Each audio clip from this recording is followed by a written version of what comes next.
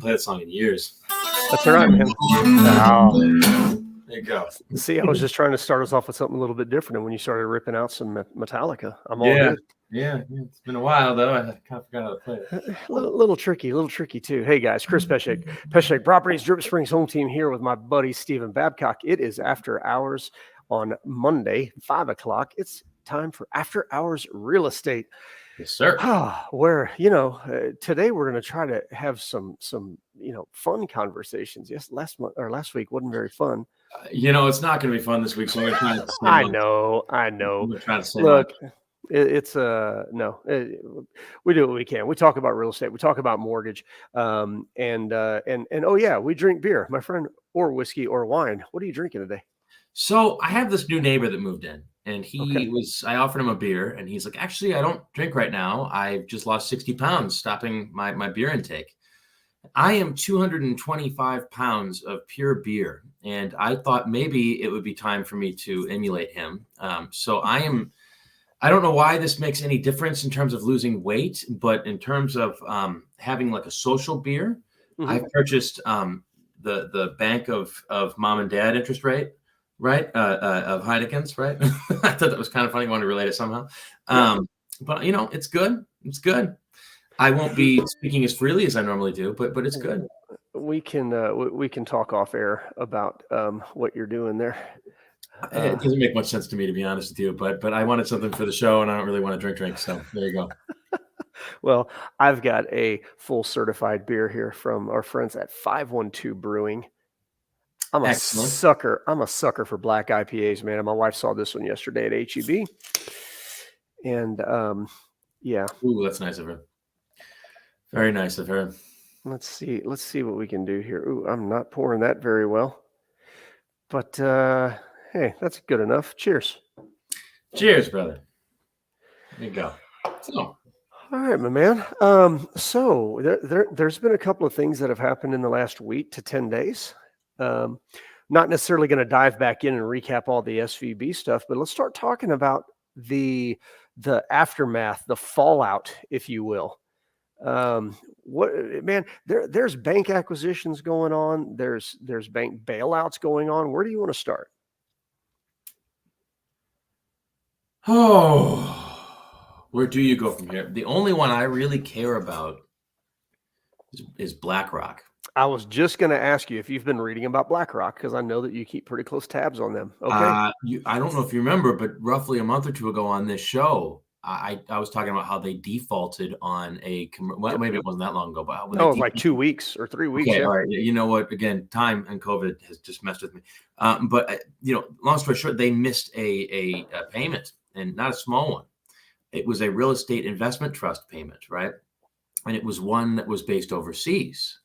And okay, well, what happens when you miss a payment? Well, when you miss a payment on a REIT that big, they don't pay every month like the rest of us do. They pay at the end of their term, which can be a year, it can be 3 years, but 6 months, but they pay at the end of these terms, these pre-agreed. I mean, a huge contract. It's not what most of us are thinking about when it comes to payments, right? And so when you miss a payment, it's something like them. I think it was $500 and something million that they missed. Actually, I think it might have been in the billions. Now I'm thinking about it, but either way, I thought I read millions, but yeah, either way, it's I can't remember, or maybe that was the account that they had that was under all the management, under how many assets or whatnot. But I'm glad it's not mortgage, because I have to be specific with mortgage. But on this particular one, I'm laming it best. But they had all of this real estate investment trust, which is a bunch of houses. Okay, so you go out and you buy houses, and you put all of them into. You don't put them someplace. You put the piece of paper that represents the house into a giant folder, and you call that a trust, right? Okay, great. So we've got 1,000 homes that are going to pay us at the same time. And, this is going to be an investment for everybody. So we know what it's going to pay, and we know what the rate of, how many people are going to move out. So this is going to be a great investment. Let's do it. Let's all be landlords. And guys, most of you, if you have 401ks and stuff like that, you more than likely are in a REIT. They're commonly known as REITs. Really well. So they, it's a way to own a share in real estate investment without actually owning the property. So anyway. Some REITs have done extremely well. I mean, we're talking 20% returns in a year plus on some of them for years in a row. you always look at it think, okay, well, can't do it again this year. And then they do, and then, okay, well, now here's the great example of can't do it again this year, right? So they have this gigantic REIT, which is not their biggest one. Their biggest one is in the United States. Okay. And that's really what scares me. But they have this gigantic REIT overseas. And they owed a payment on it. You said 2 weeks ago. Let's call it March 1st, right? Yeah. Well, in November, they had some people trying to pull out money from the REIT, and it was in such large quantities. It was kind of a run on the bank, and they said, no, forget it. You can't pull your money out anymore. We're freezing the account. Yeah. Okay. Well, many of the investors were shocked to know that was an option written into their contract. Most investors typically are surprised. Not angry, but pissed, right? Like, give me my money back. Okay. But they said this is a temporary measure, no problem. Well, December, they kept the lock on in December. And then in January, they kept the lock on in January. And then in February, they had to release some financials and kept the lock on. And it was clear that they weren't just keeping the lock on, they couldn't pay. And now here they've missed this payment. Okay, well, what I've been seeing has shown that their European holdings weren't doing that bad when compared to their United States holdings. So if they were to default on their holdings, we'd have roughly 30% of real estate in the United States that would be on the open market for bids. Wow. All at the same time. That'll crash a market. I didn't want to say it. I told you I should just stop talking, but it's a real risk with what's happening right now. And so you couple that crash with the higher rates, and you know what it means? It means more people can buy houses. Well, yeah, that's right. That's right. So I was also reading something else, and I wasn't able to read the whole thing. Actually, I just read the headline. And guys, by the way, this is an interactive show. If y'all want to ask questions, throw in your comments. Please. Make fun of Steve. Please do. And even if it's after the fact, if you've got a question that you want to ask, make sure that you ask, and we'll see the comments. We'll get back to you on it. I thought that I had seen where BlackRock is actually making just made a large acquisition as well, but I don't remember what it was involved with. You gonna bail me out? It wasn't Credit Suisse. It was not Credit Suisse. That's a good point. The problem with BlackRock is they're so big. Yeah. Like when Evergrande, remember that with Evergrande, Chinese real estate company, when they went down, they had their own electronic vehicle EV division. That they had their own car company that they started. Yeah. So these things grow so big, they're these monsters where this one starts to collapse and this one tries to prop it up. You know what I mean? And it's usually at that point they're all collapsing, but they don't know it yet. Yeah. But I don't know. That's really what scares me right now. I'm not really worried about the little banks. The government has done a backstop to help this, but what it's really going to do is cause hyperinflation. Maybe not hyper, but serious inflation.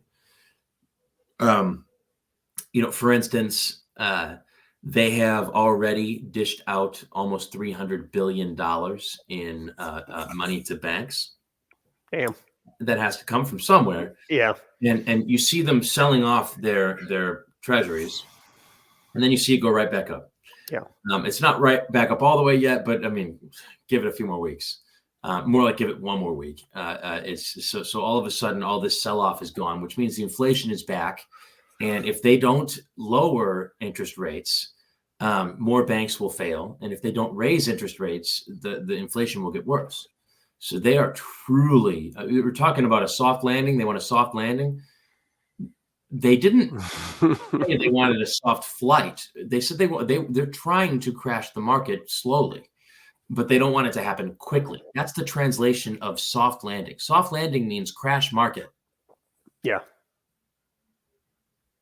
It's pretty terms, right? Like a Patriot missile. It's still a bomb, right? Yeah, it's gonna blow up. Or a peacemaker. It's still a killing machine, right? You know what I mean? Like you can call it one thing, but it still means something else, right? Yeah. And it might make peace, by the way. That was actually probably a good term. But anyway, I guess it was funny, the name, like the pretty names for them, happy. Right. Okay, well, that's that. On the plus side, though, after there's, you can't have rates go up as high as they can and keep the prices as high. So, and that's what I was going to say. So what are we seeing translate into real estate here? it really depends on the next few weeks, Yeah. and months. But because I was shocked to hear you say something this morning when we talked. You made the comment that you felt like interest rates were going to potentially still rise, and that shocked me. So, okay. So what I did was look at the charts. Right. And something big is coming, but I'm not sure what it is. I'll tell you, it looks like something should happen tomorrow. Well, what's happening tomorrow? Right?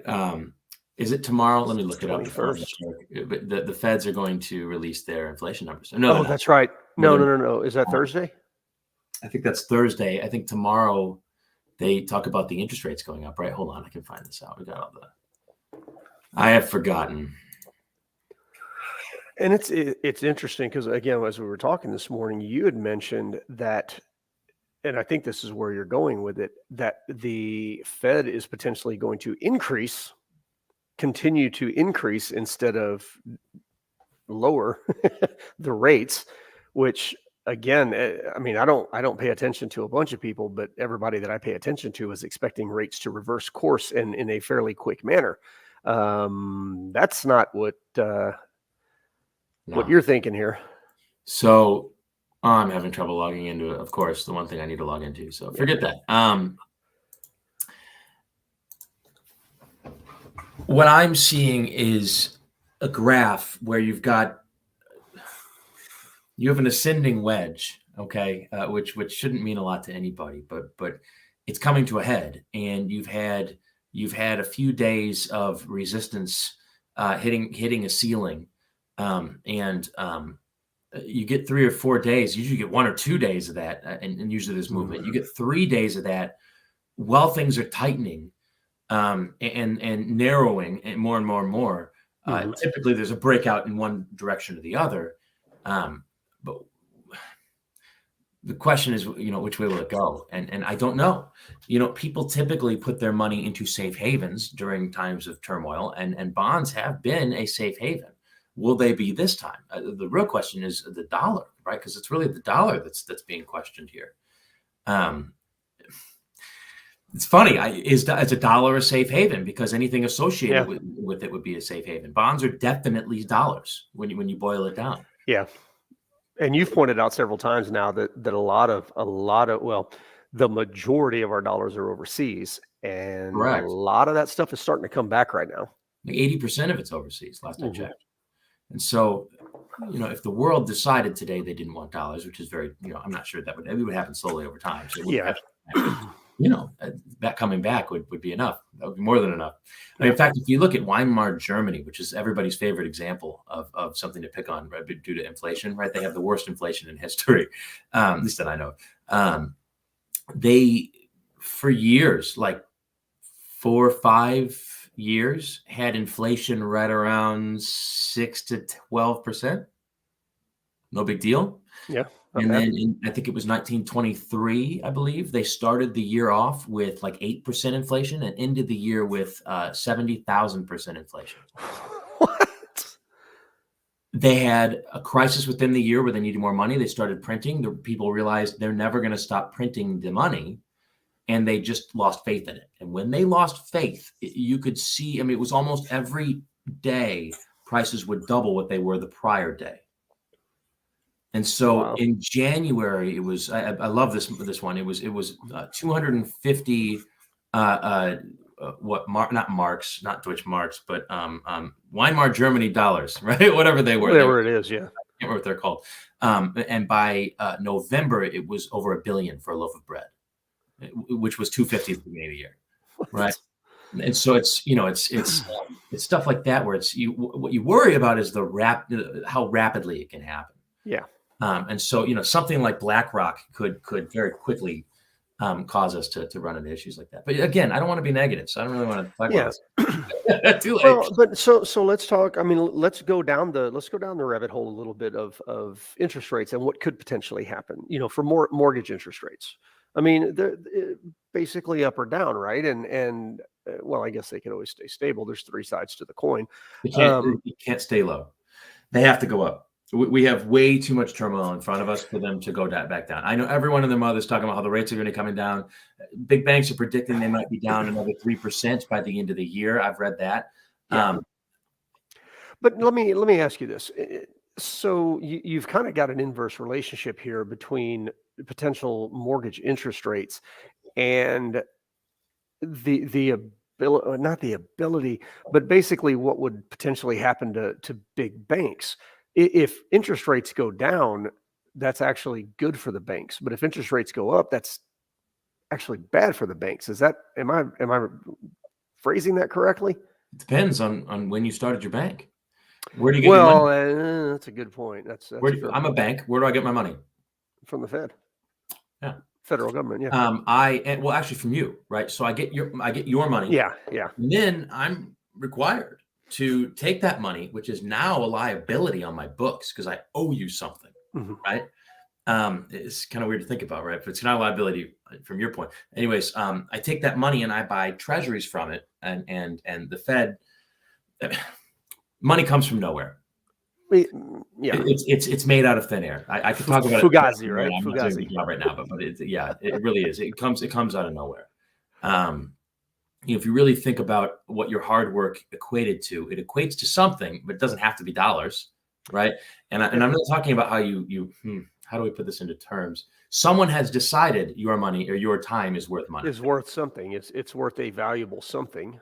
Correct. What is the something? Let's give them these. Yeah. And they can trade with these, right? This is a rabbit hole I'm not so sure I want to go too deep on, but what was your question? Bring me around again. No, I'm just trying to kind of picture out. Okay, let's say let's just hypotheticals here.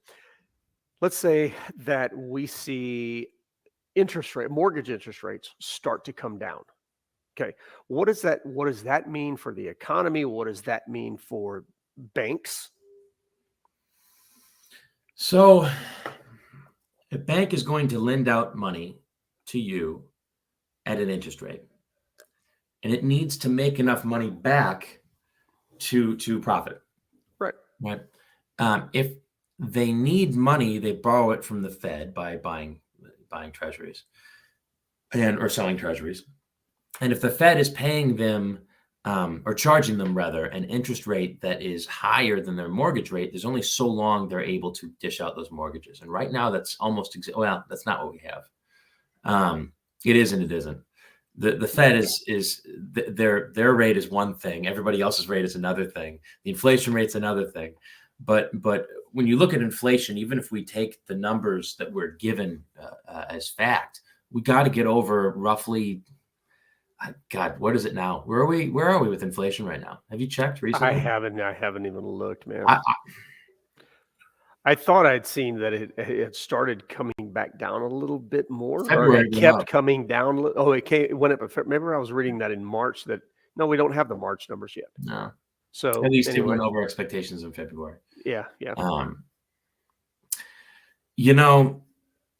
don't have a lot of answers right now. We just have a lot of fears out there, really, is what's going on. I don't see how the situation ends well, though, for rates. I was about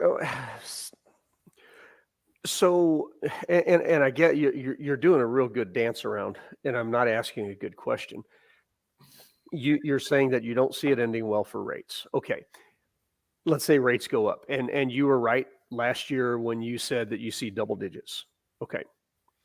Close. It was close. Damn it. What does that mean? Yeah. Well, again, timing, right? What does it mean if we see interest rates go up? Like that would mean the Fed is raising the Fed rate. Okay.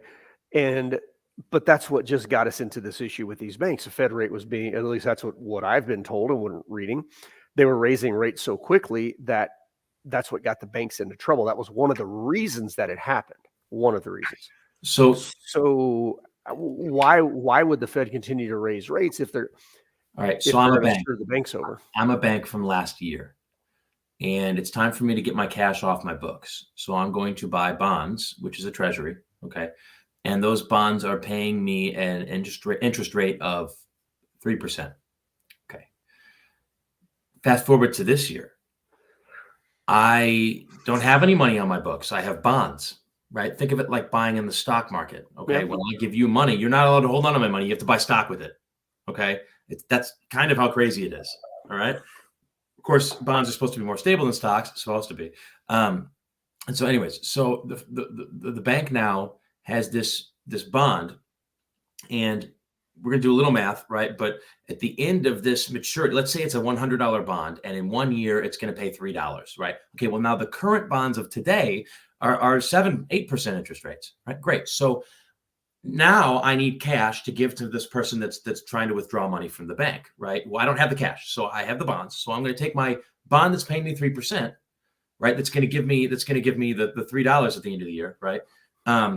Above what I paid for it, right? And I need to sell it on the open market. Okay, great. Now the guys in the open market are like, yo, I could get one that's a 7% interest rate. Why do I want you at 3%? I'll tell you what I do. Instead of you paying the $100 that you paid for that bond and getting 103, I'll pay you $90 for it, right? And then I'll get the difference, and that'll make sense, right? And it's literally exactly what is happening to the Credit Suisse and everybody else. So they don't know what to do. Fine, take my bond at the discount. Then it makes sense, right? Why would you buy? Yeah. So here's the bond, and I'll take that money and give it back to the client. Okay, well, that's no big deal when a couple clients go that route, but when there's a run of everybody does, yeah, clients, and they have to sell all of those bonds at lower than value, the money starts disappearing until there's not enough money to pay everybody back. That's what's been happening recently here. If I mean, I don't even know if anybody's watching right now, but that's no, they are, yeah, excellent, good. That's what's been happening with our banks, and so the Fed says, look, what we're going to do is we're going to pay you the fair value. So if you bought a 3% bond and you need to sell it on the market, we'll give you that $100 back. So you'll get exactly what you paid for it for at least the next, I think it's like year, something like that, 2 years. I can't remember what they said. The problem with that, though, is that you have these other bonds that people can buy for more. So now no one's going to buy the Fed bonds. No one's going to, it's going to cause inflation is what it's going to do. It's going to cause. That's where I was trying to go. Okay. Yeah, it's going to cause serious inflation by saving the banks. You must let them fail. And that's where I was going. Okay. Yeah. And if you don't let them fail, then you do it at the detriment of your currency when you print it out of thin air to prop them up. Yes, currency comes out of thin air, but it's regulated by how much you've printed up, and you keep printing up more, and it devalues the currency, it makes the currency less worth less, right? So, $10 gallons of milk instead of 5. Go ahead. And I was going to say, so, and that's what you were saying this morning, and so this is one of the occasions on here where I don't have the knowledge, but I'm going to disagree with you. Yeah, great, please. Because for this reason. Is the government? What specifically are you disagreeing with? Because I said a lot. No, I'm just disagreeing that the government saving the banks will cause inflation. Well, no, and you know what? You really didn't even say this, but I'm drawing the distinction between is the government going to allow the banks to fail, or is the government going to boost up the banks and screw over the common people with inflation? Because that's really the two options. I think they're going to try and save the banks. I know they're going to save for the common people. Okay, so we agree. Well, we agree from that point. About it, to be honest, I hate to say it that way because it begs for an argument, right? Well, hold on, man. But if you get the government involved to create a law that then forces people to have a bail-in, where the government can take your money to prop up banks. That's what we talked about last week, guys. If you missed that, go back and watch last week's video. If a government, it's happened. It has happened already. Yeah. Right. Then they don't care. Or maybe they do, but they're not. Actions speak louder than words, right? You're letting banks take my money if they need it to stay in afloat. Yeah. Sorry. So and so again. That's the reasoning behind you saying that interest rates are going to go up. Well, no, I'm sorry. The reasoning behind me saying the rates were going to go up was the charts that I was reading. Right. I called you this morning and I had a discussion on charts and I'm like, look at those up there. Look at these down here. It's a sending wedge. I do believe something's coming in the next day or two.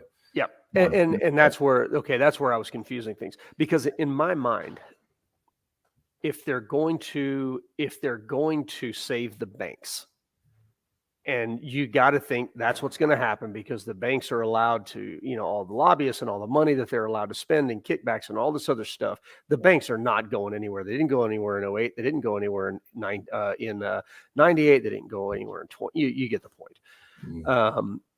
But in order to save the banks, doesn't the Fed have to drop their interest rates? Because if they keep going up to fight inflation, again, isn't that what's getting the banks into trouble right now? So let me ask you have this. to drop that rate to get those, like you're saying now, it's at even at 4 or 5 versus maybe the 3 that somebody else was owed. Doesn't the Fed have to drop that down to get them more in line in order to save the banks? Let me ask you this in response. Why do you think the banks have a record number of gold on hand?